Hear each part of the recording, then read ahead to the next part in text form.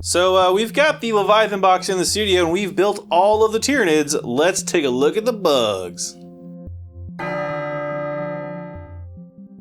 Before we dive in, be sure to subscribe if you want to check out all the 10th edition stuff we're going to be covering. Click that bell for notifications. And with that said, let's dive in. Don't forget to leave a like. So the Leviathan box comes with a couple of new units and some old classics that have been redone. In total, it's 47 Tyranid models, so let's dive in. We're going to kick things off with the Neurotyrant. The Neurotyrant is a new kind of brain bug for the army. It's a psychic powerhouse. It's going to help with your synapse stuff, and it's going to fire off psychic blasts at the enemy. Also comes with 2 Neuroloids, who are like 2 little helper minions for it. Assembly-wise, it was actually pretty easy to build. It looks very spindly, but it's actually not that many pieces once it's all put together. It was actually a really fun build, and honestly pretty fun to paint. Next up, we have the Screamer Killer.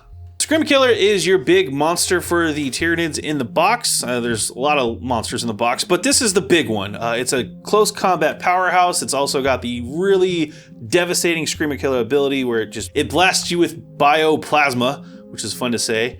It's also got a lot of really powerful claw swipes. It's perfect for lacing into that dreadnought across the table, if you know what I'm talking about. In terms of modeling wise, another really easy to build model. It was pretty fun, pretty quick, and painting it up was not that difficult, really. It's nice big surface areas. There's a lot of really cool details in there too, as you can see from the mini. And yeah, it's a really cool take on the Carnifex, and I'm glad the Screamer Killer is back. The Winged Tyranid Prime is also in this box, and it's about dang time we got one. The Tyranid Prime is a classic Tyranid monster, well, medium monster, maybe an HQ unit, whatever you want to call them.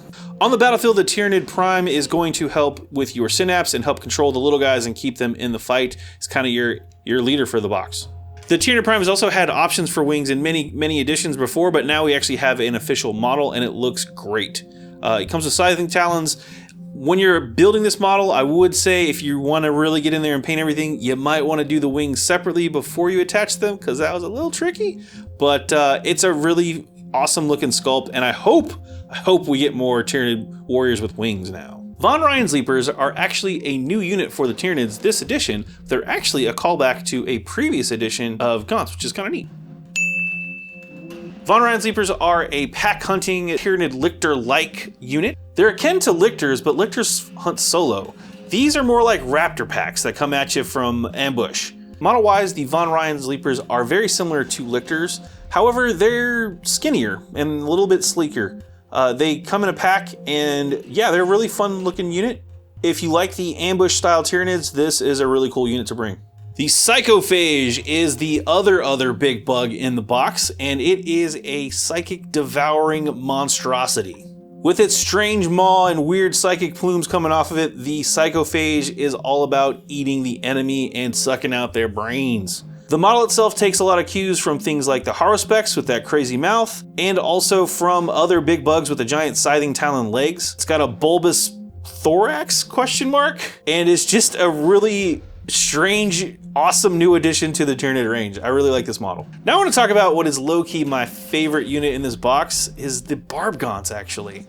The Barbgaunts, you get 5 of them in the box, and these guys are kind of cool. They're kind of a halfway house between the Pyrovores or the Hive Guard and like a Termagant. They have these giant bioweapons that they carry on their shoulders. I really like these models too, because they have they're like in a tripod pose where like one hand is actually tied into the gun, and they put out a lot of firepower relative to Tyranids, and they're just cool. They're just like not quite medium bugs, not quite little guys, and I really like this unit.